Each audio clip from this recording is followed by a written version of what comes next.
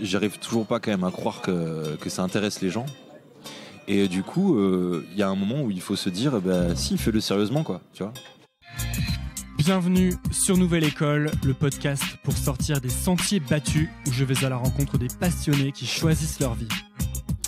Donc ça qui me dérange, cette justice, cette opinion publique qui fait la justice comme ça. Si t'as envie de rien faire chez toi et de rester comme un con et jamais de sortir de ta life, t'as le choix de le faire ou non. Pensez à vous abonner sur Apple Podcast ou toute autre application de podcast en cherchant Nouvelle École. C'est ce qui m'aide le plus. Et bonne écoute. Ah, eh bien, salut. Salut. Comment je t'appelle? Violon de viande, Florian? Comme tu veux. Je vais t'appeler Florian. Appelle-moi Florian. Ça va être plus simple. Sympa. Ouais, violon de viande, ouais, ça serait bizarre. Mais merci de venir sur Nouvelle École. Merci à toi. Je suis très content de t'accueillir. C'est pas que j'ai découvert ce que tu faisais, c'est qu'en fait, il y a un pote à moi qui me harcèle avec tes posts Instagram depuis des mois et je pense qu'il m'en envoie un tous les 2 jours. Qui te tag dessus? Ouais, non, il me tag pas, il me les envoie par message. Ah, d'accord. Et je trouve ça marrant à chaque fois. Et au bout d'un moment, j'étais là, bon, c'est qui ce mec, tu vois? Et puis ensuite, après, on a commencé à discuter. Et c'est vrai que tu me fais marrer, tu me fais marrer vraiment quasiment tous les jours, tu vois. Et au bout d'un moment, je me suis dit, mais c'est marrant, il est trop fort ce mec. Comment il fait pour ça tous les jours? C'est un travail, monsieur. Bah, c'est ça, c'est un travail. C'est de l'artisanat. En fait, t'as commencé à, on va faire un truc non linéaire. Ouais. Parce que sinon, c'est chiant, je trouve. Ouais. T'as commencé à, enfin, je vais décrire un peu ce que tu fais. Ouais. T'as différentes activités. Il me semble que t'as une marque de montres avec des potes. Ouais. Et que qui s'appelle Mona, je crois. Ouais, qui s'appelle Mona, ouais. Et que t'as un site aussi qui parle de cinéma. Exactement. Qui s'appelle comment déjà? Qui s'appelle Think Tank. Que je suis allé voir pour le coup. Je suis allé lire l'article sur Solo. Il a l'air d'avoir un côté un peu, comment dire, un peu décalé aussi, un peu comme dans tes posts, etc. Ouais. T'écris beaucoup dessus, toi? Ouais, on est 2 à écrire dessus. On a un 3e qui fait des piges de temps en temps. Mais sinon, ouais, on est 2 à fond. Et on a choisi volontairement d'avoir un style éditorial, d'avoir un style éditorial genre proche de la manière dont on parle tous les jours. Et vu qu'en fait, on n'est pas sponsorisé, pas financé de quoi que ce soit, en fait, on n'est pas tenu par n'importe quel organisme de distributeur de quoi pour respecter certaines lignes. Je veux dire qu'il y a des choses à dire et des choses à pas dire, donc, sinon. Du coup, on se lâche. Quand on a envie d'insulter un film, on le fait. Et quand on a envie d'en encenser un, on le fait aussi au-delà du raisonnable. Et voilà. Tu vois. Là, je vais partir dans mes digressions, mais est-ce que la plupart des sites qui font qui vont faire des chroniques de films ou de musique sont tenus d'avoir une certaine ligne? Non. Après, il y a deux styles. Alors, je tiens à préciser que ça va s'arrêter là. Alors, tu veux bien en parler, mais le site va s'arrêter parce que justement, on s'était donné 2 ans et on voulait voir si on pouvait en vivre et au final, on n'a pas réussi à débloquer les bons trucs. Donc du coup, on va arrêter. Ça aurait été quoi débloquer les bons trucs? Sûrement, surtout se faire racheter par un groupe et devenir un média à l'intérieur d'un groupe, comme par exemple pourrait être comme fait Allociné maintenant, qui a été racheté par un énorme truc, ou comme fait, tu vois, par exemple, Click au sein de Canal, tu vois, des trucs comme ça. Mais quand tu fais ça, tu perds pas en liberté, justement? Après, ça dépend de qui te rachète et quels sont les termes de travail. Donc c'est sûr qu'il y a de toute façon à un moment donné une perte, mais même le fait, tu vois, à travers Think Tank, on a pu rencontrer en tout cas sur Instagram et par mail, on a pu rencontrer des acteurs ou des réalisateurs ou des scénaristes. Et puis nous, tu vois, on est genre, si le feeling passe bien, on discute avec toi et on parle de cinéma avant tout. Du coup, c'est juste une histoire de passionné. Mais rien que ça devient d'un coup un problème de censure, parce que tu dis, bah ouais, mais si je deviens pote avec quelqu'un, je vais peut-être pas le tailler comme je taillerais quelqu'un d'autre, tu vois. Et ça nous est arrivé 1 ou 2 fois où on s'est dit, ah ouais, mais ça fait chier si on dit vraiment ce qu'on, il va peut-être, tu vois ce que je veux dire. Donc c'est vrai que de toute façon, il y a un espèce de mur comme ça au-dessus de nous à chaque fois qui fait que soit on décide d'y aller à fond, soit on fait semblant et c'est pas ce qui nous ressemblait. Donc on a décidé de faire le plus possible à fond, quoi. Ouais, mais c'est vrai, c'est une vraie problématique. Je vais faire la chose pour laquelle on me critique le plus par rapport à Nouvelle École. Ouais. Tu sais, quand j'invite des gens, Ouais. et après parfois je deviens pote avec eux ou on s'entend bien, et après j'ai l'impression que j'arrive plus à apprécier leur travail de la même manière. Je le regarde via le biais de quelqu'un qui les aime bien, tu sais. Ouais, c'est Et clair. que je suis beaucoup plus peut-être indulgent ou tu vois. Je sais pas encore trop comment gérer ce truc. J'ai peur de perdre mon sens critique, tu vois.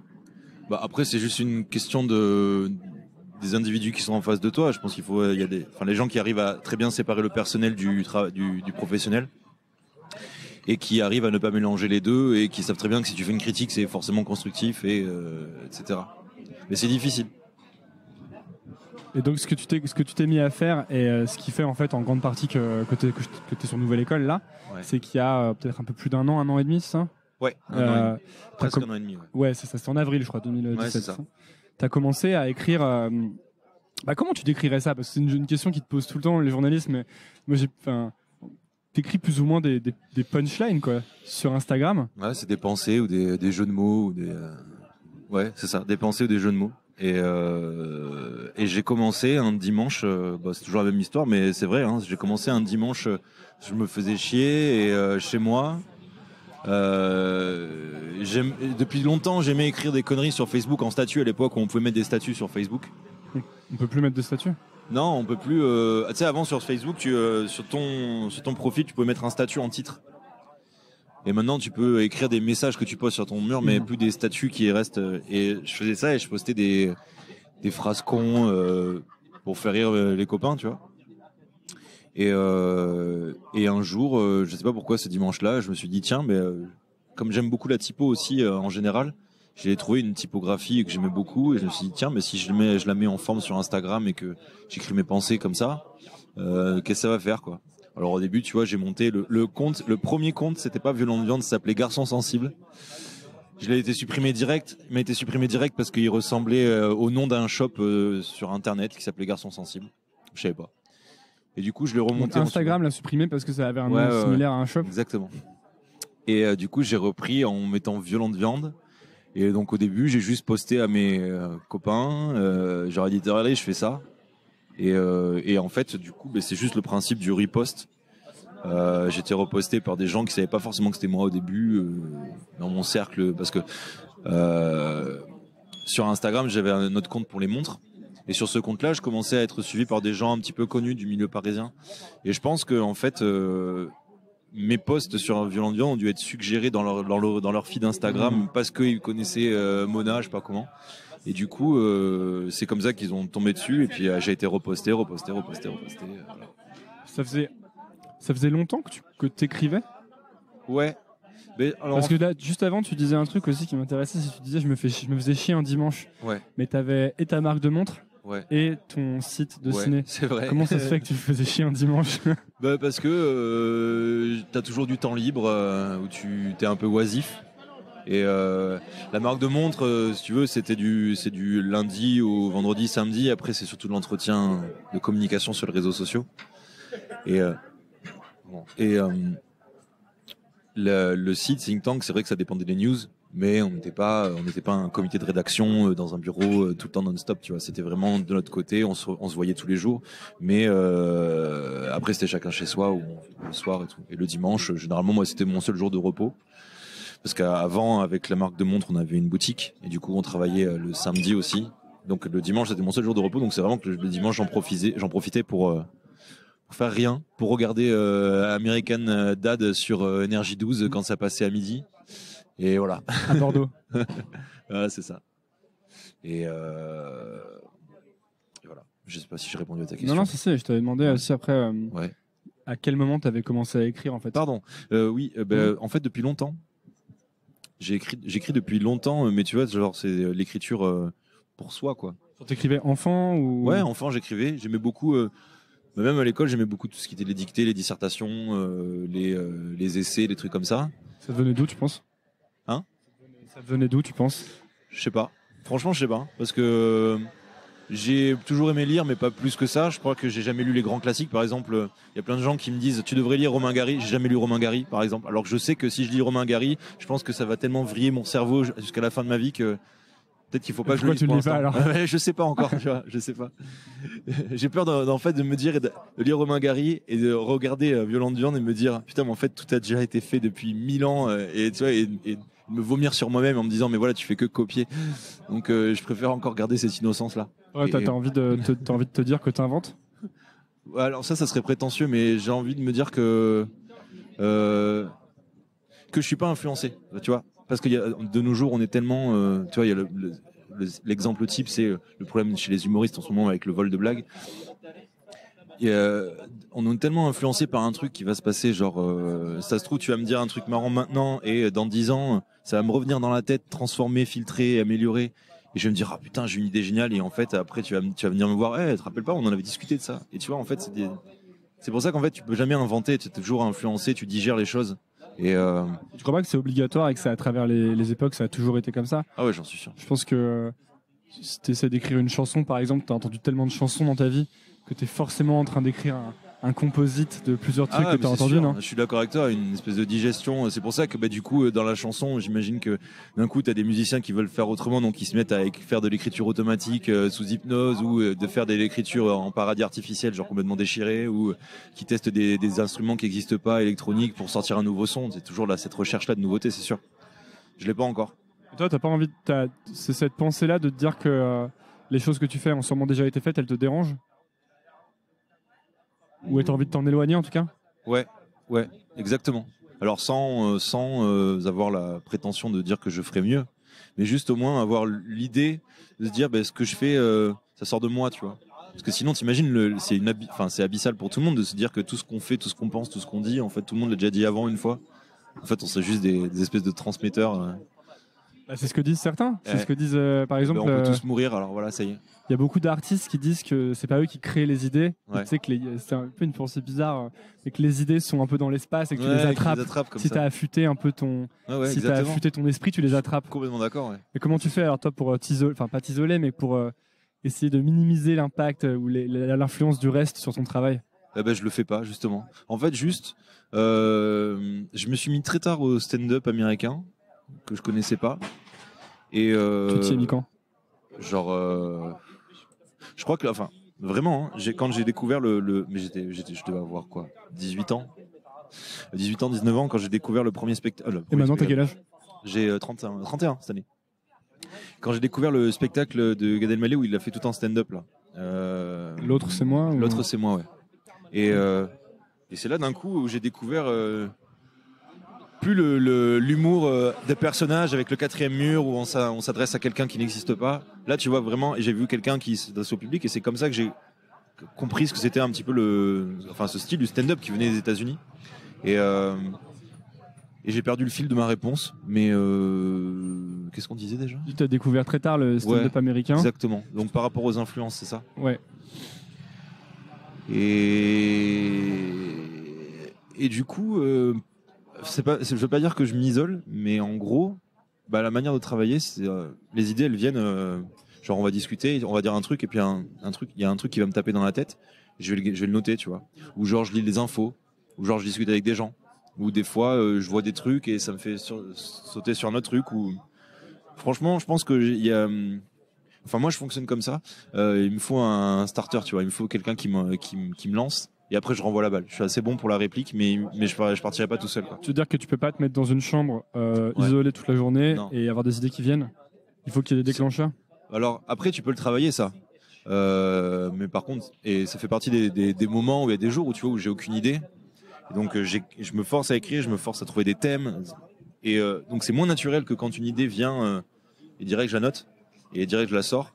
Mais c'est aussi un travail d'écriture que doivent faire, je pense, les gens qui vivent de ça ou qui prennent ça vraiment au sérieux. Tu vois. Je repensais justement à ton podcast avec Roman Fressinet, où lui expliquait que justement il a maltraité l'inspiration, quoi, tu vois, genre il travaillait sans relâche pendant des heures, des jours, et s'il avait pas l'idée, apparemment il a appris des codes, il a débloqué des trucs dans son cerveau qui font que maintenant il va plus vite. Mais c'est vrai que moi je fais pas encore ça à fond, peut-être parce que ça fait que 1 an et demi que je fais ça, et du coup j'ai peut-être pas encore assez pris ça au sérieux, tu vois. Parce que tu produis quand même, t'en sors une par jour, c'est ça? 2-3 par jour. T'en sors 2-3 par jour? Généralement c'est 2 et 3 des fois quand j'ai envie. D'accord. Donc ça veut dire que déjà tous les jours, il faut que tu en aies. Est-ce que donc en général ça va entre 1 et 2 phrases, quoi, c'est ça? Ouais, c'est ça. Et mais en fait, pour avoir déjà écrit pas mal, je sais que plus c'est court, plus c'est difficile. Ouais, c'est ça. Donc ça doit te prendre un temps fou. Ouais. Et donc en fait, tu es obligé de tous les jours travailler, ou est-ce que tu en mets en stock? J'en ai en stock, mais pas que je me dise tiens, celle-là je la garde pour plus tard. À part si une sur la Coupe du Monde que je sortirai pour la finale. Parce que s'il la sort trop tôt, je vais me spoiler. Et donc c'est quand même une grosse discipline, non? Ouais. C'est comment t'organises enfin c'est quoi ta vie du coup là? Parce que ce truc a pris énormément d'ampleur. Je l'ai pas dit, mais en fait, il y a plus de 100 000 personnes qui te suivent là sur Instagram. C'est allé super vite. Ouais. Comme tout à l'heure, tu disais que c'était grâce au repost. Alors, en effet, quand t'as pas mal de gens très suivis sur les réseaux sociaux qui repostent ou qui taguent leurs amis ou qui partagent tes posts, et donc ça fait que ça grossit.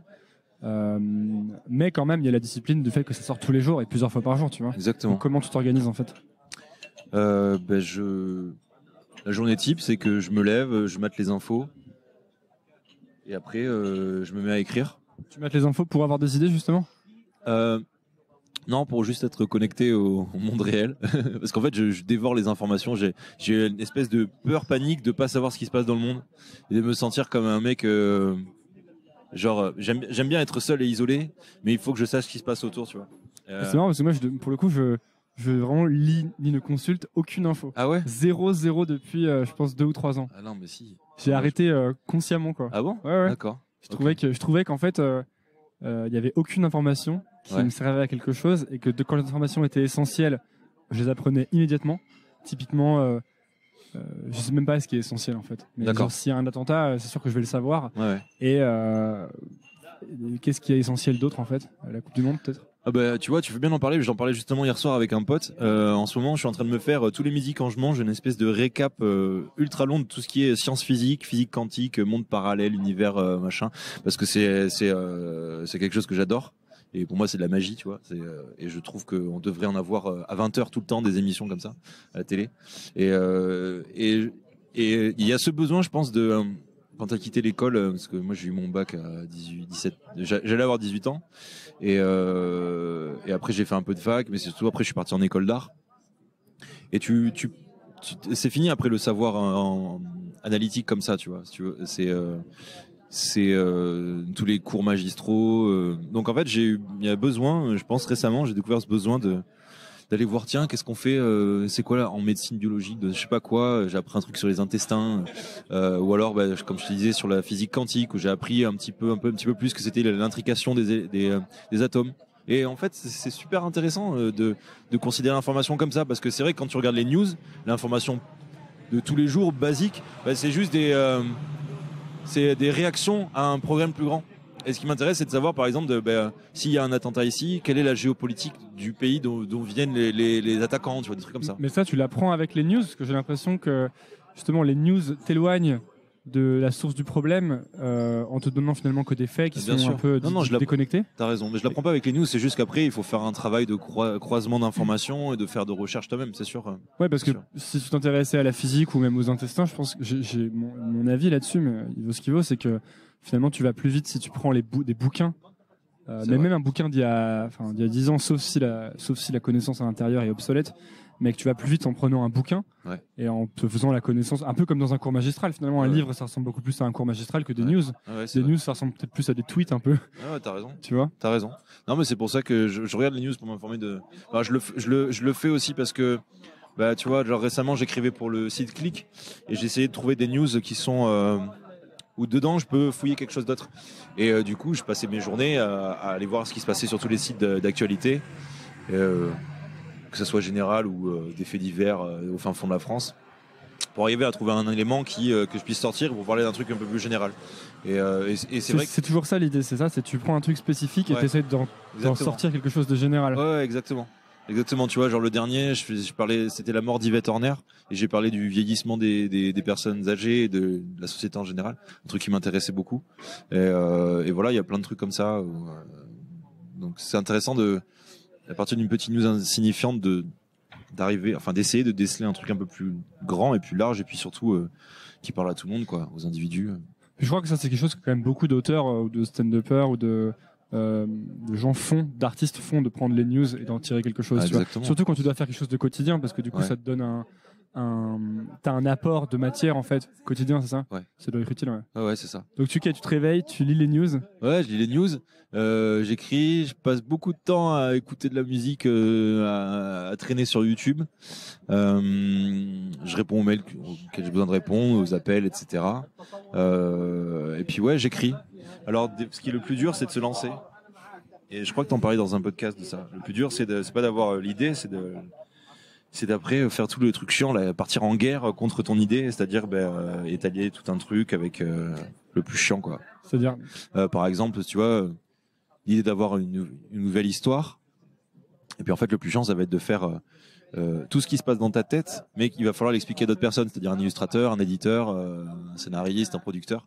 Et du coup, en fait, il faut coucher sur le papier tout ce qu'il y a dans ta tête et qui est ultra bien structuré. Et une fois que c'est passé sur la feuille, c'est déjà un petit peu affaibli par la syntaxe, ta manière de réfléchir, de construire les phrases. Ah, tu veux dire que l'idée, comme elle est dans ta tête, elle est moins claire sur papier, c'est ça? Ouais, Elle est moins efficace, ouais, et que ça, c'est la partie chiante pour toi? Ouais, c'est la partie la plus chiante. Et une fois que cette partie-là est passée, tu vois, là, j'étais en train de travailler sur une BD où en fait, c'est une espèce de projet de saga où qui mélange à la fois chevalerie et heroic fantasy.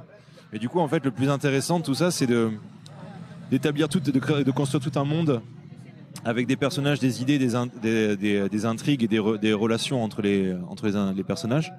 Et après de se dire par quel côté j'attaque l'histoire. Est-ce que j'attaque par un mec qui connaît rien et qui découvre un monde? Est-ce que j'attaque par quelqu'un qui est déjà dedans et qui subit quelque chose, tu vois? Et ça, comment savoir alors?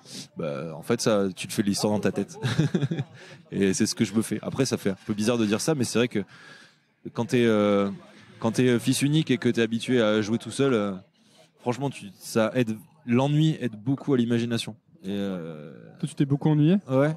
Ouais, mais je recommande aux gens de s'ennuyer parce que ça développe des astuces mentales pour s'éclater à fond. Hein. Tu veux dire, tu t'ennuyais enfant déjà? Et tu t'ennuies toujours? Un peu moins parce que t'as forcément enfant, t'as de l'insouciance. Là maintenant, t'as toujours un truc un peu chiant à penser, même si tu t'ennuies, tu dis ah putain, il faut que je paye ça, ou ah putain, il faut que j'aille faire ça. Mais t'as des souvenirs ça m'intéresse, hein, t'as des souvenirs de gros moments d'ennui enfant? Ouais, grave. Des moments d'ennui où tu sais, les moments où on te dit d'aller te coucher, mais t'as pas envie de dormir, tu vois. Et t'es même pas dans ce stade où tu somnoles, t'es juste dans le stade où t'attends dans le noir. Ouais. Donc tu t'imagines des trucs, il suffit que t'aies regardé un peu trop la lumière dans les yeux et puis quand ça éteint la lumière, ça te fait des petits trucs dans les yeux, du coup tu t'imagines que tu vois des étoiles, des conneries comme ça. Et il y a beaucoup de choses comme ça qui me sont venues en ennuyant, ou genre dans le jardin de ma grand-mère l'été, où j'étais dans la forêt comme ça et je jouais avec des bâtons, je regardais les trucs. J'essayais de trouver des étoiles où je m'imaginais que j'allais trouver des trésors dans le grenier, alors que non, pas du tout. À la limite, j'allais trouver peut-être un vieux god à ma grand-mère, c'est tout. Un god en bois. Et voilà. Et du coup, aujourd'hui, parce qu'en fait, j'en ai parlé récemment, je crois, c'était avec Roman Fressinet, justement, je crois. Ouais. T'essayes de t'ennuyer aussi? Enfin, tu conscientises le fait d'avoir des moments où tu t'ennuies? Ouais, j'adore. Ouais, j'adore. Et je suis Mais ça veut dire quoi? C'est actif de te dire là, je m'ennuie, par exemple, cette journée-là? Non, c'est pas là, je m'ennuie, c'est là, il y a plein, en fait, c'est ça, c'est la différence. Il y a plein de gens quand ils ont rien à faire, qui se forcent à faire des trucs genre, tiens, on va sortir là, il faut qu'on aille voir ça, il faut qu'on aille faire ça. Et moi, je suis pas du tout comme ça. Moi, si je peux. Tu culpabilises pas de t'ennuyer? Non, pas du tout. Ah, non, et t'as jamais culpabilisé de t'ennuyer? Non, jamais. Et j'ai la chance d'avoir une copine qui est comme moi. Et du coup, on se passe des fois des dimanches à rien faire, à juste se parler et pas forcément. En fait, parce que les gens qui bougent, ils vont quelque part pour faire rien quelque part ailleurs, tu vois. Et généralement, c'est ça. Ils restent statiques ou alors ils discutent. Mais moi, autant rester. En plus, ouais, je crois que je suis très casanier pour ça. Vraiment. Genre, tu te fais un petit et j'ai besoin de repères physiques et spatiaux pour pouvoir être bien dans mon élément et tout. Je pense que c'est ça. T'as l'impression que le fait de t'ennuyer t'aide à être plus créatif ensuite? Ouais, parce que vraiment, et je crois qu'il y a plein d'écrivains ou d'auteurs, de penseurs qui l'ont dit, l'oisiveté, vraiment, ça déclenche. Les mecs qui font comment ça s'appelait, c'était l'école péripatéticienne, là où ils parlaient en marchant. Il y a plein de gens qui font ça, qui font des rendez-vous en marchant, des trucs comme ça. L'école péripatéticienne? Ouais. Mais ça vient de Socrate ou je sais plus qui, un philosophe. Et en fait, il faisait l'école en marchant. L'école dans la rue. Péripatéticienne, c'est pas les processus? Ouais, okay. Ça vient de là. En fait. D'accord. Ça vient de travailler dans la rue, en fait. Ok. Et c'est des philosophes qui enseignaient dans la rue et qui enseignaient en marchant et tout. Et du coup, en faisant autre chose et en dégageant l'esprit de... Un peu comme quand tu prends une douche Exactement. Moi, moi, j'ai toujours des idées. En ce moment, je me remets un peu à écrire des chansons. Ouais. Et j'ai toujours les idées à deux moments. C'est quand je rentre dans ma douche. Donc, Ouais. maintenant, ce que je fais, c'est que je prends mon téléphone, je le pose parce qu'il y a un dictaphone dessus. Parce que vraiment, je sais que quand je vais entrer dans ma douche, au bout de 1 minute 30, j'ai une idée mais vraiment une idée trop bien, enfin qui a l'air trop bien. Après, généralement, elle est pas ouf, mais. Ouais. Et je sors, je fous de l'eau partout, et je chante comme un débile dans mon dictaphone, genre non, tu vois. Et après, je retourne prendre ma douche. Et pareil, quand je cours, je suis plein de sueur, je suis dans un parc, et faut toujours que je m'arrête à un moment que je suis essoufflé, que je chante mon truc dans mon dictaphone. Et c'est vrai que c'est toujours à ces moments-là que j'ai des idées, quoi. Ouais. Bah, tu vois, moi, c'est pas la douche, c'est le sport. Et c'est une espèce de méditation. J'essaie de partir entre C'est quoi que deux. tu fais comme sport? Ouais, je vais à une salle de sport et si tu veux, c'est du cardio, tu cours. Bon, je vais pas tout raconter parce que c'est mon jardin secret. Mais des trucs qui te vident la tête. Et du coup, c'est là où viennent la plupart de mes idées. Ouais. Genre vraiment en étant actif autrement, mais genre vraiment en occupant le corps à faire autre chose. Et la douche, c'est un bon exemple, hein, c'est vrai. Alors je passe pas des heures dans la douche, mais je suis très propre, je le précise. Et du coup, ouais, je pense qu'il y a besoin de ces moments d'ennui. Mais tu te dis pas, parce que moi, pour le coup, contrairement à toi, et malheureusement, je me sens hyper coupable quand j'essaye de plus en plus de m'ennuyer. Je pense que je progresse à me sentir de moins en moins coupable, mais je me sens quand même coupable, tu vois. Par exemple, si je fais rien toute une après-midi, je vais vraiment me dire putain, t'as vraiment perdu une après-midi. Une grosse merde. Ouais, c'est ça. Non, mais vraiment. Et toi, tu te dis pas quand mettons que tu passes un jour à rien faire, tu te dis pas oh là là, si tous ces jours que je passe à rien faire, je les passais à apprendre à jouer du violon, tu vois. Alors ça serait un contre-argument qui me plairait beaucoup. Je me dis pas ça, à part ce que tu viens de dire. Mais non, parce que comment ça, à part ce que je viens de dire? Bah, c'est vrai que une activité artistique comme ça, c'est vrai que ça te fait réfléchir. Tu dis putain, tous ces jours où j'ai rien branlé alors que j'aurais pu apprendre un instrument. Ça, c'est un truc qui me parle. Après, tous ces jours où j'ai rien foutu alors que j'aurais pu aller voir une expo, où j'aurais pu bouger, ah ouais, non, ça me fait rien du tout. Mais par contre, tu restes pas inactif pour autant parce que je pourrais me dire, je m'en veux par contre quand je passe une journée à avoir joué sur Far Cry, tu vois. Ben voilà, c'est ça, parce qu'il y a différents types d'ennuis. Ah ouais. Il y a l'ennui où t'es assis sur un fauteuil, mettons, où tu vas marcher, où tu lis un peu des bouquins et du coup ça crée quelque chose dans ton cerveau, tu vois. C'est une veille que tu fais, ouais. Et t'as l'ennui où tu mates toute une saison de La Casa des Papel. En plus, je trouvais ça vraiment hyper nul, J'ai pas vu. mais hyper addictif. D'accord. Et j'ai maté, je pense, 11 épisodes sur 13. Je me suis rendu compte qu'en fait ça se finissait pas à la fin de la première. Spoiler, désolé. Oh, c'est pas Non, pour les gens qui écoutent. Mais personne n'écoute. Ouais, c'est ça. Les bâtards. Et qu'est-ce que je voulais dire? Et ouais, et ça, par contre, c'est pas de l'ennui ni très gratifiant, ni très utile, en fait. Exactement. Et je suis d'accord avec toi. C'est pour ça que j'ai du mal à rester en place devant une journée entière à mater des séries ou à mater un film. Faut toujours que je prenne mon portable, que je regarde un truc ou que je me lève, que j'aille faire autre chose. Et alors, est-ce que c'est lié avec un problème de concentration? C'est possible. Toi, t'as l'impression que t'as des problèmes de concentration? Ouais. Alors, j'essaie de me rappeler ce temps où, quand on était en examen, j'ai fait un bac L, donc tu te tapais des espèces de dissertes de 8 heures d'affilée. J'essaie de me souvenir de ce temps où tu n'avais pas le droit au portable à la musique. T'arrivais à rester concentré. Et alors. Tu crois que t'arrivais à rester concentré? Ouais, franchement. Peut-être que tu partais dans ta tête, peut-être non? Ouais, j'arrivais à rester concentré. Et là, maintenant, quand je vois que, à part si le film est bon, je commence à regarder mon portable en luminosité réduite dans le cinéma, si le film me saoule un petit peu sur des moments et tout, en fait, ouais, tu restes pas concentré. Moi, il y a des films que je regarde en x2. Le seul film où je suis resté autant concentré alors qu'il est putain de long, c'est le dernier film, c'est Mektoub My Love de je sais plus qui.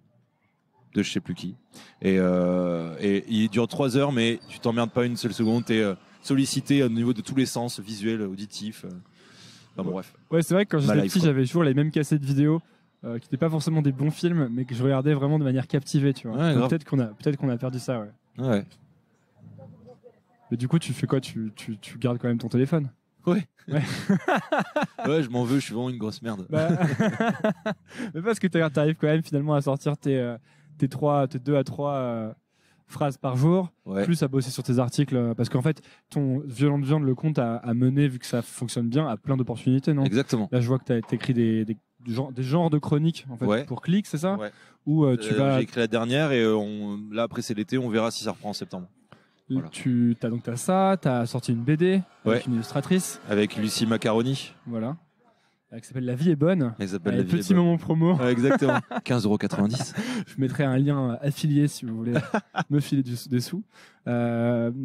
Et donc en fait, t'arrives quand même à être très productif, même avec ce que t'appelles des soucis de concentration. Ouais, exactement. Est-ce que t'as vraiment des soucis de concentration, tu vois?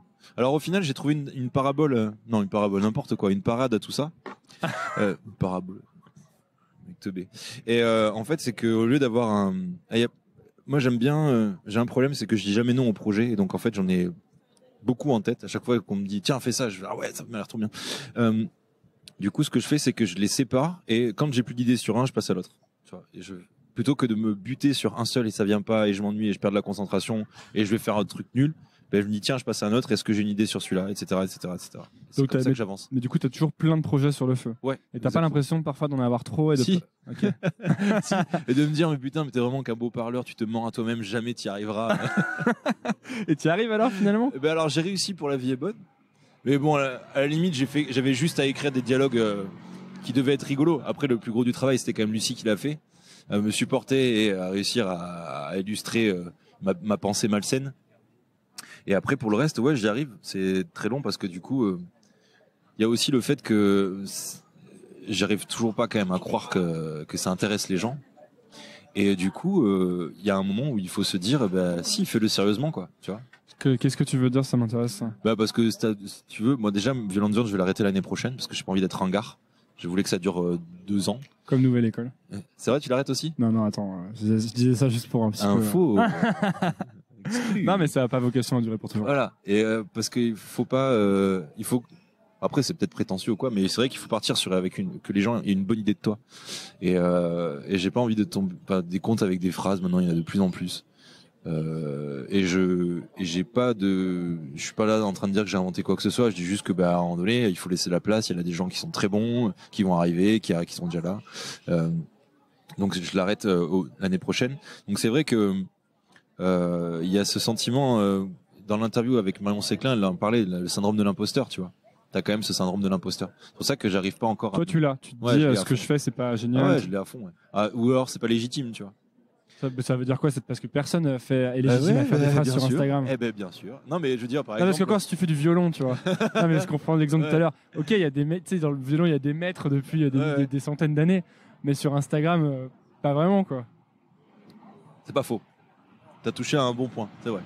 Et non, mais pas légitime parce que évidemment, moi j'écris des phrases, mais ce que j'écris le plus, c'est des idées de scénario, autant dans la BD que dans le cinéma, tu vois. Le but vraiment, c'est d'écrire des films. C'est ça que t'as envie de faire. Et donc du coup, quand tu commences comme ça et que les gens si tu veux, quand j'ai commencé à sortir, j'ai l'opportunité de sortir une BD, je me suis dit ah putain, il y a des mecs qui galèrent pendant 10 ans et moi j'ai sorti ça fait même pas 1 an. Et j'ai trouvé une agent, Ariane, la meilleure. J'ai trouvé une maison d'édition grâce à elle. J'ai trouvé une illustratrice qui démonte.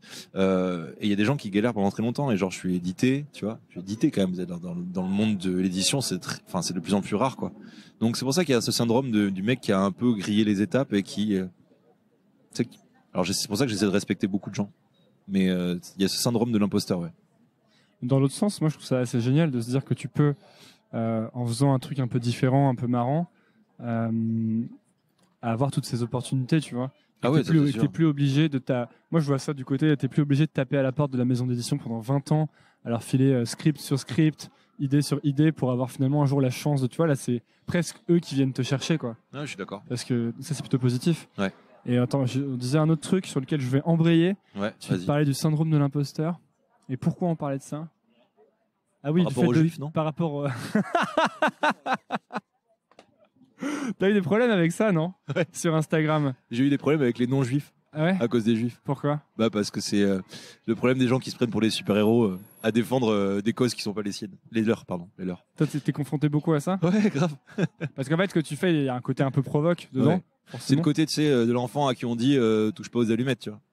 Et enfin, aucun rapport, bien sûr, par rapport à tout ce qu'on dit. Mais du coup, j'aime bien beaucoup jouer avec les clichés. Et évidemment, de nos jours, le plus grand truc auquel tout le monde dit on peut pas y toucher, on peut rien dire, c'est la communauté juive. Et je me suis dit, bah si, on peut dire des choses, parce qu'en plus, moi je rigole avec beaucoup de juifs, et c'est les premiers à faire des blagues sur eux-mêmes et à jouer des clichés, parce qu'ils se disent, tiens, bah, personne nous attaque jamais, enfin bref. Donc c'est vraiment, c'est un faux problème, parce que, en fait, c'est un peu j'essaie d'analyser ça, et je pense que ça vient aussi du problème du riposte. C'est qu'il y a des gens qui atterrissent sur mon compte parce qu'ils ont été amenés par une phrase qui parlait de cul ou de bite, n'importe quoi. Donc ils ont aimé, ils sont abonnés, et puis en fait ils n'ont pas capté que derrière, il y a des fois où je tabasse les noirs, les roux, les arabes, les juifs, les gros. Voilà. Et donc du coup ils se disent, ah mais attends, mais t'es vraiment un salopard, espèce d'antisémite. J'ai eu des insultes comme ça, espèce d'antisémite, espèce de dieudonné. J'étais, waouh, putain, si j'avais son talent. Et voilà. Ok, et ça fait quoi comme problème? En fait, il signale tes publications, c'est ça? Il signale, ouais. Il y a un risque que, par exemple, ton compte se fasse complètement suspendre? Ah ouais, sûrement. Ouais. Ah ouais? Ah ouais, sûrement. Parce que finalement, ça arrive beaucoup que les gens signalent? Ils signalent en masse, c'est ça, ou... Surtout quand ça parle des communautés, des minorités. Genre, les plus de signalements que j'ai eu, c'est sur les Noirs et les Juifs. Si, j'ai eu un truc sur les femmes, à l'époque. À l'époque, non, c'est toujours le cas, mais à l'époque, vraiment au pic de l'affaire Weinstein, ou Weinstein, je sais pas comment on dit, où du coup, j'avais sorti un truc comme quoi les femmes, c'est mieux quand elles veulent, un truc comme ça. Donc, ouais, j'avoue. J'avoue. Ou un truc un peu plus qui rimait mieux, genre c'est mieux quand elle veut, tout simplement. Et évidemment, j'étais tombé sur des messages genre ouais, mais c'est tout le temps mieux quand elle veut, voilà, un truc comme ça. Genre, c'est même obligatoire. Et ouais, j'ai vu des problèmes de signalement sur ça. Mais t'en penses quoi de ça, justement? Bah, c'est la limite où, évidemment, tout le monde n'est pas sensible de la même manière aux choses, et je respecte ça. Tout le monde ne prend pas de la même manière une blague. Mais bon, je pars du principe que quand tu es sur mon compte, tu sais à quoi t'attendre, quoi. Mais est-ce que tu crois qu'il y a des... comment tu fais, toi, pour... Est-ce que tu es atteint par ça, ou est-ce que tu arrives à rester à te dire non mais c'est bon, j'écris mes blagues, il y a des gens que ça offusque mais c'est leur problème. Ouais. Tu arrives à te dire ça? Ah ouais, grave. Okay. Bah, c'est l'avantage finalement de jamais se montrer. Moi je suis un espèce, on dirait un robot à Instagram, hein, mon truc, genre je me montre jamais, je réponds aux messages mais c'est assez succinct. Ouais. Alors c'est pour leur dire d'aller voir ailleurs. Ouais, voilà. Donc du coup, je pense directement j'ai mis une barrière. Mais c'est vrai que si par exemple je tenais une émission un truc un peu plus mainstream parce que j'ai 100 000 abonnés, mais je suis pas très connu non plus. Alors que là, si j'étais genre à la radio ou à la télé, tenir des propos comme ça et se faire insulter par exemple de raciste ou d'antisémite, qui pour moi sont des mots qui veulent rien dire, parce que genre c'est vraiment des idées qui sont à des années-lumière de ce que je ressens. Je pense que ça me ferait un peu chier. Tu sais, d'être jugé sans pouvoir te défendre, parce qu'une fois qu'on te dit raciste ou antisémite, c'est fini, tu vois. C'est comme quand on te dit on dit quelqu'un qui l'a harcelé sans avoir de preuves, tu vois. C'est fini, il est à vie, il a une étiquette de violeur, tu vois. Donc ça qui me dérange, cette justice, cette opinion publique qui fait la justice comme ça. Voilà, j'ai un peu dérivé, mais non. Et dans ce cadre, en fait, parce que j'ai l'impression que c'est perso, après c'est un truc personnel, mais les choses qui me font rire sont souvent à la limite du correct. Ouais. Et je pense que c'est souvent comme ça, en fait. Ce qui fait rire, c'est un décalage, une surprise. Je sais plus qui c'est qui disait ça, c'était il y a longtemps, c'était Adrien Méniel, je crois, qui disait que dans le rire, en fait maintenant j'en arrive à un stade où je cite Nouvelle École, tu vois. C'est dans bien, l'épisode 3. C'est bien pratique cette affaire. Qui disait que le rire était d'abord une surprise. Et je pense qu'il y a vraiment de ça. Moi, quand je lis des trucs et que ça me fait marrer, c'est parce que tu sais, ça me surprend. Je m'attendais pas à ce truc-là. Ouais. Et donc, forcément, c'est toujours un peu à la lisière de ce qui est correct, parce que ce qui est vraiment correct a déjà été vu et revu et entendu et réentendu. Ouais. Et dans ce cadre, en fait, c'est pas idiot et c'est pratique peut-être d'être anonyme ou de pouvoir faire ça comme ça. Ah bah bien sûr, ça m'évite peut-être de me faire taper dans la rue. Par la LICRA, par exemple, qui pourrait tomber sur mes posts, et là je me ferais incendier, je pense. Mais sinon, ouais, j'ai pas vraiment de. J'arrive à faire la distance. Rien que moi-même, avec cet effet, ce phénomène pseudo-célébrité, j'arrive à faire la distance, tu vois, si tu veux, chez moi, entre potes, on n'en parle jamais, ou alors on dit, ah tiens, t'as posté ça, tiens, j'ai une blague, où on se raconte vraiment des blagues. Il y a pas, donc du coup, même avec des critiques, ça m'atteint pas. Tu crois que le fait d'être hors de Paris, ça t'aide à ce que ça t'atteigne pas? Non. Non, je sais pas. Peut-être que ça m'aide à avoir une bonne raison pour pas venir à des événements auxquels on m'invite. Pas tous, je précise, pour les gens qui écoutent, qui sont mes amis. Mais sinon t'arriverais à dire non, vu que tu dis que t'arrives à dire non à rien. Si t'étais à Paris et qu'on t'invitait, tu irais? Moi, je suis pas du. En fait, je pense que je déteste les gens. Et du coup, l'idée de me retrouver dans un endroit public avec plein de gens et de savoir qu'on m'a invité parce que c'est juste moi. Alors là, déjà, j'aime pas fêter mon anniversaire. Alors imagine être invité à des trucs pas mondains, mais tu vois, des soirées, des événements, des vernissages. C'est pas trop mon délire. Ton délire, c'est de rester chez toi, en fait. Ouais, grave. Non, mais à l'heure d'un vernissage, j'ai toujours mieux à faire, tu vois. À 19h, c'est vraiment une heure bâtarde pour les trucs comme ça. Pour les débuts de soirée, t'as toujours à 19h, je sais pas, tu fais quoi? Tu fais du sport, tu t'es en train d'écrire ou tu bois l'apéro avec des potes, quoi. C'est pour ça, je m'écarte de ça. Et j'en reviens, on a fait une digression très intéressante. Grave. On parlait d'un truc sur, tu sais, le fait de dire non au projet, que du coup tu te retrouves toujours avec plein de projets, tu vois.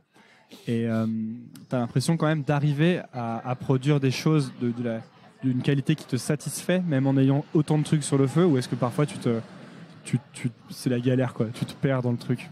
Ouais, j'avoue.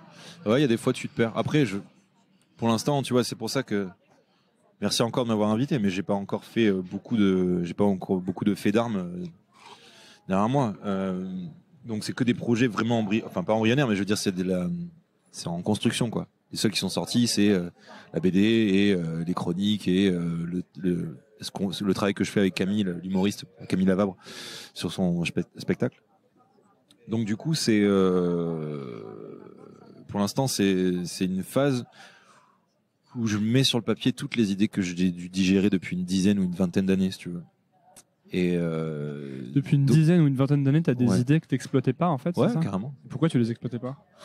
Parce que tu sais, ça reste dans la tête et tu te dis, je me serais jamais dit, tiens, je vais avoir l'opportunité d'écrire et que ça puisse toucher les gens. Pourquoi tu te disais pas ça? Je sais pas parce que j'ai jamais eu dans l'idée de faire ça. Moi, j'ai fait des études littéraires parce que je voulais être dans la philo. J'adore la philo. J'adore la philo toujours. Et je me souviens qu'une fois, je voulais être publicitaire parce que j'avais vu Ce que veulent les femmes avec Mel Gibson, tu sais. Je crois que j'ai pas vu. Cette vie, elle est géniale. T'es Mel Gibson, t'es à New York et t'es publicitaire, t'inventes des slogans pour Nike. Trop bien.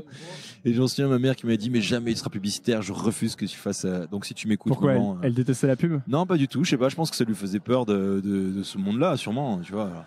Et puis en fait, donc du coup, je suis parti dans une voie quand même assez générale. Donc j'ai fait un bac L, j'ai fait une fac de philo, je l'ai foiré complètement parce que finalement découvrir cette ambiance-là, ça m'intéressait pas. Quelle ambiance? L'ambiance cours magistraux. Et la fac où t'es vraiment parachuté au milieu de nulle part. Moi, je viens de la campagne, on était 300 dans mon lycée, tu vois. Quand t'arrives à la fac où t'es genre 5000 personnes et que en fait tu connais personne et que c'est tout pour ta gueule, bah ça m'a pas plu. J'avais besoin d'encadrement. Alors après, je me suis inscrit à l'arrache dans une école d'art en mana, en prépa d'art appliqué.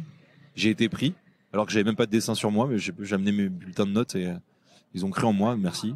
Et après j'ai fait une école de design et j'ai eu mon diplôme. Mais à aucun moment. Et comment ça se fait que tu sois parti dans le design si t'avais En fait, en prépa d'art appliqué, à un moment donné, on avait un projet, on devait dessiner une fontaine et j'ai dessiné une fontaine. Et le prof m'a dit mais t'es fait pour faire du volume. Donc j'ai postulé à une école de design produit industriel et j'ai été pris et j'étais intéressé par.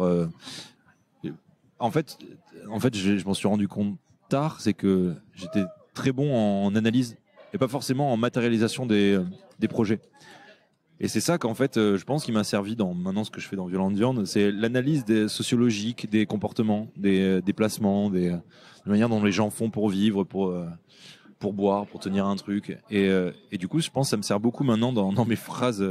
Tu veux dire tous les petits trucs de la vie, tu veux dire? Ouais, tous les petits trucs de la vie. Par exemple, tu vois, si t'avais un projet de dessiner un verre, va aller analyser la manière dont les gens boivent, à quel moment ils boivent, qu'est-ce qu'ils boivent, comment, le geste et tout. Est-ce qu'un geste, par exemple, tu vois, moi j'ai un grand nez, donc du coup quand je bois des verres de vin et que le verre est petit, mon nez il touche le verre et du coup je suis obligé de baisser la tête à fond, tu vois.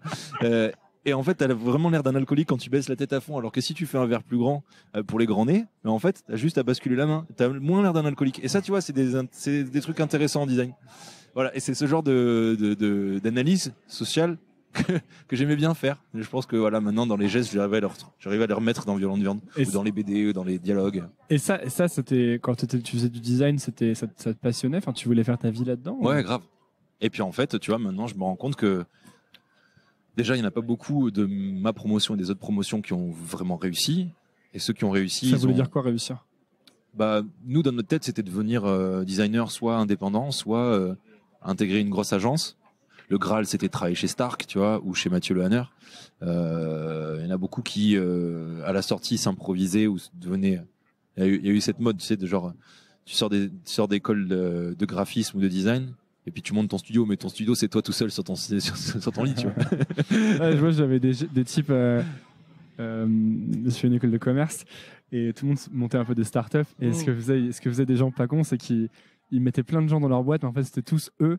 Ils inventaient plein de prénoms, genre Thomas, Benjamin, et en fait, il y avait qu'une personne et tous les emails redirigés vers un email maître, tu vois. Ah bah ouais, mais il faut faire illusion au début, genre VP of Sales, VP of Marketing. C'est tout le même mec dans sa chambre en caleçon, tu vois. Ouais. C'est pas con ça. Ouais. Ben voilà, c'est un peu ça, c'est la fougue quand tu sors. Puis après, petit à petit, tes idées, elles s'estompent, quoi. Et c'est pour ça que je te dis que moi, après être sorti des études, j'ai passé un an entre Paris et Bordeaux. J'avais un petit job dans une boîte de graphisme où j'essayais aussi de développer des projets perso. Mais c'est vraiment, j'ai monté la marque de montre et c'est comme ça qu'après, j'ai fait vraiment ma place professionnellement, parce que sinon, j'aurais jamais trouvé de travail. Déjà, je supporte pas d'avoir un chef. Alors, c'est un problème. Comment ça Comment ça? Ah bah, j'ai un problème avec l'autorité.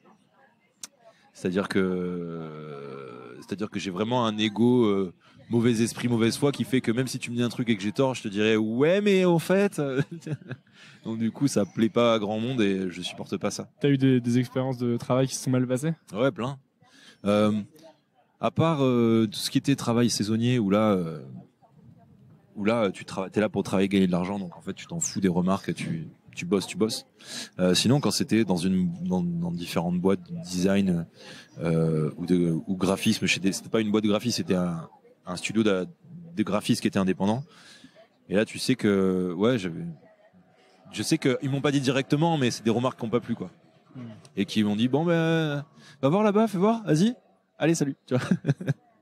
Voilà, c'était ça. Et ça t'a découragé de travailler dans le monde du salariat?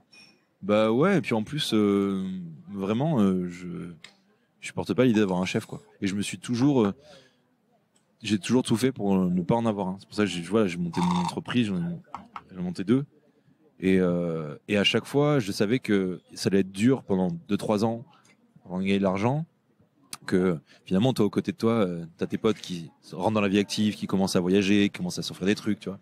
Et toi, t'es encore là comme un galérien dans ton coin. On va là-bas. Ouais, non, moi, je peux pas trop, tu vois. Mais c'est un sacrifice nécessaire pour moi. Et du coup, maintenant, grâce à Violente Viande, je peux enfin profiter, être blindé, avoir un yacht. Est-ce que Violente Viande, ça te permet de gagner ta vie maintenant? Pas encore entièrement, mais ça me permet de dégager pas mal de fonds, ouais, par rapport à la BD, qui s'est déjà vendue à 250 000 exemplaires. C'est vrai? Non. Mais vas-y, fais comme si. Ah mais là, ouais. Si c'est ça, l'éditeur il vient, il me suce, tu vois. Ouais. Alors vraiment. Enfin, pardon Pauline. Et sinon, qu'est-ce qu'on disait avant de dire des conneries comme ça? Ouais. Petit à petit, ouais, parce que du coup, je commence à rencontrer des gens qui sont intéressés par mon écriture, et ça va forcément déboucher sur des contrats. Ouais, c'est ça.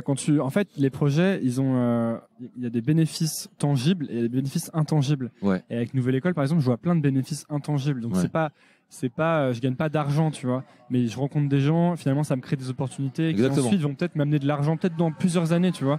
Bien sûr. Mais ces bénéfices, ils sont réels. Pardon. Ouais, je t'ai envoyé ma paille avec le coach. Mais ces bénéfices sont réels en fait, et on les prend jamais en compte je trouve on les prend pas assez en compte quand on démarre un projet. Ouais. Tu vois, on n'y pense pas assez. À tous Exactement. ces bénéfices intangibles. Ouais. T'as complètement raison. Moi, j'en ai là depuis 1 an et demi. C'est incroyable le nombre de choses que j'ai pu faire. Enfin, je sais que je parle à des gens à qui je parle naturellement et j'envoie des conneries à des gens à qui d'autres personnes genre enverraient des mails avec des salutations, excusez-moi de vous déranger, des trucs vraiment très magnanimes, très en prière. Ouais. Et ça c'est incroyable. Parce que j'ai passé du temps, si tu veux, quand tu es indépendant et que tu vas démarcher des choses, tu vas démarcher des gens. Pour les montres, c'était aller démarcher des entreprises, des fois des célébrités. Et en fait, tu as toujours un rapport de force qui est déséquilibré, c'est-à-dire que les gens eux, ils n'ont pas besoin de toi et toi, tu as besoin d'eux. Donc en fait, il faut les convaincre. L'histoire de ma vie depuis que j'ai commencé ça. Alors que grâce à Violent Viande, j'ai découvert un autre truc, ce qui fait que c'est un rapport d'égalité entre des gens qui veulent me rencontrer pour ce qu'ils voient sur Violent Viande et moi qui n'ai pas besoin de faire semblant d'être sympa. Tu vois. Donc c'est pour ça que tu vois, on parlait de Grinch tout à l'heure. Quand je l'ai rencontré, on a bu des canettes sur le canal, tu vois. Alors que, imagine, tu t'envoies un mail à Gringe pour ton premier podcast, et j'imagine que tu as dû dire bon, on se voit quelque part dans un café, c'est quand ça t'arrange. Moi, c'était Navo qui m'avait aidé. Mais ce qui était marrant avec Gringe, c'est que par la petite histoire, j'ai mis, je pense, 6 mois avant d'avoir une réponse de sa part, parce que je pense qu'il avait plein de trucs à faire et vraiment, moi, j'envoyais des. Vous avez baisé des filles. J'en sais. Si t'écoutes ça, Gringe, je le sais. Là, je laisse un petit silence, genre, tu sais, genre, il y a un malaise. C'est un gros malaise. Non, en fait, ça va. Je pense que j'ai dû envoyer un message, j'ai dû le relancer genre toutes les 2 semaines pendant 2 ou 3 mois. Et après, je me suis dit bon et tout, donc je l'ai écrit tous les mois. Et je sais pas, en tout, j'ai dû lui envoyer 6 ou 7 messages. Et il y a vraiment un moment, je me suis dit, mais en fait, je suis en train de lui casser les couilles, quoi. C'est ça, mais c'est comme on en parlait tout à l'heure, c'est le problème de nous qui voulons beaucoup bien faire et être sympa. Et du coup, tu passes vraiment des fois pour un mec qui s'auto-flagelle et genre calme-toi, on est juste, je suis comme toi, je suis un individu normal. Mais mais pour le coup, ça, j'ai vachement avancé là-dessus avec Nouvelle École. Je pense que le moment où j'ai invité Gringe, à ce moment-là, je me disais vraiment, oh là là, il y a Gringe qui va venir sur Nouvelle École. Et en fait, depuis, maintenant, j'ai plus du tout la même attitude. Ouais. Et du coup, c'est beaucoup plus facile aussi, bien sûr. en fait. Parce que tu dégages quelque chose. Je pense que quand tu vas voir quelqu'un et que tu te places toi-même, sur un piédestal et que toi-même tu te places inférieurement, c'est gênant. Tu crées une gêne. En fait. Tu crées la personne le sent. Et mais d'ailleurs, moi, je fais toujours. Ça, c'est de la vente en fait, c'est du commerce. Et je fais toujours l'analogie un peu avec la drague, même si c'est pas forcément une très bonne analogie. Mais si tu vas parler à quelqu'un une fille dans un bar et que la personne sent que déjà t'es mal à l'aise parce que t'as l'impression qu'elle est incroyable et que toi t'es une merde, bah forcément ça marche pas aussi bien. Tu vois, ça crée un décalage. Ouais. Ça m'est arrivé encore très récemment, tu vois, avec un mec que j'adore qui s'appelle Jean-André, un illustrateur. Et on s'est rencontrés. En fait, c'est un mec, t'aurais l'impression que c'est ton frère caché, tu vois. Et en fait, moi, avant, j'étais très très fan de son travail avant de le rencontrer. Donc du coup, dès que j'ai pu, je me suis acheté des tableaux de lui. Il m'avait fait un dessin pour Violent Viande. Je l'ai encadré et tout. Et un jour, il m'a dit, ouais, mais bon, arrête avec la flatterie parce que c'est gênant, tu vois. Et je me suis dit, bah ouais, en fait, c'est gênant parce que en fait, on est juste potes, on s'entend bien, on apprécie chacun le travail de l'autre, mais pas besoin de se sucer la bite tout le temps. Donc voilà, tu grandis petit à petit comme ça. Et d'ailleurs, c'est ça, au début, dans les messages que j'envoyais pour contacter les gens, il y avait pas mal de flatteries finalement, tu sais, je mettais un paragraphe en gros sur pourquoi ils étaient géniaux. Et au bout d'un moment, je me suis dit, mais en fait, ils s'en branlent de pourquoi ils sont géniaux. Ils se connaissent, tu vois. Pas besoin de leur expliquer qui ils sont, tu vois. Mais tu vois, vraiment, tu fais ça. Après, il y a des gens qui aiment beaucoup la flatterie et qui seront, mais bon, c'est pas des gens bien, quoi. C'est ça, c'est pas. Mais ouais, il y a un progrès sur tous ces trucs. Je sais même pas comment on arrive à parler de ça. Encore, c'est les juifs, encore. À chaque fois, c'est ça.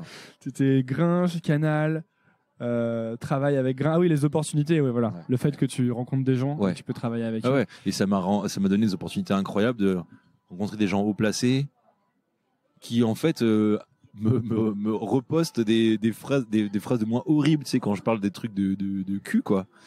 Et c'est super simple, c'est super appréciable de cette espèce de locomotive comme ça qui te fait passer. C'est un coupe-fil en fait. Ce Violent Viande, c'est un coupe-fil qui permet d'accéder à plein de trucs, tu vois. Et c'est ça, moi j'ai vraiment l'impression, c'est un hack un peu. Moi j'ai l'impression aussi que je me retrouve dans des trucs et je devrais vraiment pas du tout être là, tu vois. Et en fait c'est pas juste parce que on est là avec 2 micros et un petit enregistreur et un coca, tu vois. Moi, pour moi c'est vraiment encore, tu sais, genre super amateur. C'est très bien. Mais c'est très bien. En plus il y a plein de petits culs qui passent. Et des gros aussi, pardon. Mais bon. Voilà. Mets un autre silence de malaise, s'il te plaît. T'inquiète, je suis là pour ça. Je voulais te dire un truc encore une fois, tu m'as coupé. Ça, c'est de ta faute. Ouais, justement. Donc, Violente Viande, ça te permet de gagner ta vie, ça te permet d'avoir plein d'opportunités, mais tu veux l'arrêter. Et du coup, je me disais, t'as pas peur de pas. Est-ce que t'es certain d'avoir le courage d'arrêter quand tu vas vouloir arrêter? Je sais pas. En fait, allez, je dis pas j'arrêterai définitivement, mais au moins pendant un an, je vais mettre un stop à ça. Même un peu plus. En fait, c'est quand j'aurai décidé que je le ferai, que je reviendrai s'il y a moyen. Mais c'est vrai que le but, c'était vraiment d'utiliser Violente Viande pour un tremplin pour faire d'autres choses, quoi. Tu vois, écrire pour le stand-up pour Camille, écrire d'autres projets de BD, des projets des scénarios de films. Pourquoi pas, si j'arrive à me motiver. Ça, le facteur, c'est la motivation. Et non, mais après, c'est toujours pareil. Personne te motive. Mais si tu as envie de rien faire chez toi et de rester comme un con et jamais de sortir de ta life, t'as le choix de le faire ou non. Donc du coup, le but, c'est ça. C'est de vraiment profiter de cette attention qui est là maintenant et qui va, j'espère, grandir jusqu'à avril prochain pour pouvoir, si tu veux, assurer mes arrières au niveau travail et qu'on puisse et puis je puisse après me présenter en tant qu'auteur en disant ouais mais avant j'avais Violente Viande sur Instagram, ah ben je connais et tout, cool, tu vois. C'est ça ton but, c'est d'être auteur, c'est ça que t'aimerais vraiment? Ouais, c'est ça. Et auteur BD, ciné, c'est ça? Ouais, exactement. J'aime beaucoup. En fait, tu vois, je pense que je pourrais jamais, par exemple, enfin, je dis jamais, il faut jamais dire jamais, mais en tout cas, je me sens vraiment pas prêt d'écrire un truc pour moi et de monter sur scène et de jouer un spectacle, tu vois. Mais par contre, écrire pour les autres, ouais. Bah ça pourrait être un truc aussi qui t'intéresse? Monter sur scène avec ton propre spectacle? Non. Enfin, en fait, je sais pas, mais je suis tellement timide et j'ai tellement un rapport à l'image que j'aime pas trop, c'est-à-dire que j'aime pas me montrer, que je pense que si je passais sur scène, ça serait soit une preuve de maturité, soit un aveu de trahison de mes valeurs. Alors, je sais pas encore lequel choisir, tu vois. C'est assez radical, ouais, c'est assez radical. Une grande fourchette. Et j'ai pas envie de... Voilà, il y a un choix à faire, je sais pas encore lequel prendre. Est-ce que voilà, je me dis, bon, bah, vas-y, t'as aucune patrie, t'es une grosse merde, fais-le, va contre tes idées. Ou justement, tu dis, en fait, t'as mûri, voilà, tu vois. Donc, je sais pas encore. Est-ce que le fait que Violente Viande, ça cartonne, ça t'a débloqué un truc mentalement au niveau de tes projets? Ou est-ce que tu trouves ça plus facile maintenant, ou tu as l'impression que ça va être plus facile de créer? Non, c'est plus facile d'attirer l'attention des gens. C'est-à-dire que quand t'es pas connu, les gens t'écoutent même pas. Mais là, c'est plus facile de dire tiens, j'ai un projet, est-ce que je peux t'en parler? Alors là, on t'écoute et ça, c'est super important. Mais après, c'est à toi derrière assurer le truc. Donc c'est plus facile. Après, moi, ça m'a débloqué quand même un truc. L'écriture, l'exercice de l'écriture, ça m'a débloqué forcément des trucs, des schémas dans la tête qui font que je vais plus vite. Quand j'ai une idée, je sais comment la traiter, ou quand j'en ai une qui reste depuis 2-3 semaines, je la reprends, je me dis, mais c'est comme ça que j'aurais dû l'écrire, tu vois, au niveau de la syntaxe et tout. T'écris à la main ou t'écris sur ton ordi ou sur ton... Non, à la main. À la main. À la main. J'ai un carnet et je suis assez fétichiste du stylo et du carnet. Et après, je les retape. Soit je les peaufine sur Illustrator à la fin, soit je les mets tel quel. Voilà. Bah, merci beaucoup. Eh ben, écoute, Florian, merci à toi d'être venu sur Nouvelle École. Merci Antonin. Où est-ce qu'on envoie virtuellement les gens qui écoutent et qui s'intéressent à ce que tu fais? Ce sera la meilleure vanne. Sur l'Instagram Violente Viande. Et puis après, vous pouvez tous acheter la BD La vie est bonne, que j'ai fait avec Lucie Macaroni. Via le lien d'affiliation qui se trouve en bas de la description de l'épisode. Exactement. Et il faut qu'on en vende 200 000. Donc allez-y les gars. Et puis sinon, à très vite, quoi. On pourra faire un épisode 2 quand j'aurai réussi. Voilà. Réussi à quoi? Je sais pas, quand j'aurai vraiment réussi dans une autre carrière. Tu penses qu'un jour tu diras j'ai réussi? Ouais. Et je pense que j'aurai réussi quand j'aurai fait un épisode 2 de Nouvelle École, tu vois. Je sais plus qui m'a parlé de ça récemment, encore de faire un épisode 2. C'est une suite 10 ans après, comme dans les épisodes de striptease. Ça, mais en vrai, regarde. J'arrête Nouvelle École et dans 10 ans, ouais. Je fais Nouvelle Ancienne École, enfin tu vois, un truc un peu genre tu vois la Old New School, et je réinterviewe tous les gens qui étaient, enfin si, j'espère qu'ils seront encore en vie. Il y en aura qui sont morts peut-être. Ouais, ça c'est un peu dommage. On pourra faire un truc avec un hologramme un peu. On prendra en photo sur la tombe comme ça. Ouais, alors ah bah non. Voilà. C'est peut-être mauvais goût ça, ouais. mais j'essaierai d'avoir ça pourrait être pas mal ça. Après, imagine, c'est horrible. Imagine, ils ont tous trop raté leur vie et en fait, ils sont trop malheureux. En fait, je me rends compte que vraiment tous les gens que tu as interviewés tous sont les gens morts. qui donnaient les conseils, ils ont tout raté ensuite. Aussi, ouais. Bon, bah écoute, merci beaucoup. Bah, merci à toi. Et puis c'est tout quoi. En fait, il y a rien d'autre à dire. Allez, stop. Salut. Merci d'avoir écouté Nouvelle École. Si l'épisode vous a plu, la première chose à faire est de le dire à l'invité via les réseaux sociaux. Vous trouverez le lien de ses profils dans la description de l'épisode. Faites-le, c'est très important pour les remercier et pour montrer que Nouvelle École est écoutée. Presque aussi important, abonnez-vous au podcast et laissez un avis sur Apple Podcast ou iTunes. 5 étoiles de préférence, ça permet à Nouvelle École de rester en haut du classement et d'être donc découvert par de plus en plus de gens.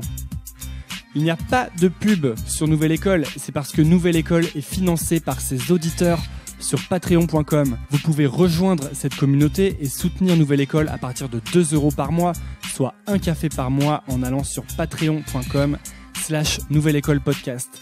Le lien est dans la description de l'épisode. Enfin, pour ne rien manquer des actualités et des coulisses, vous pouvez me suivre sur Instagram en cherchant Nouvelle École.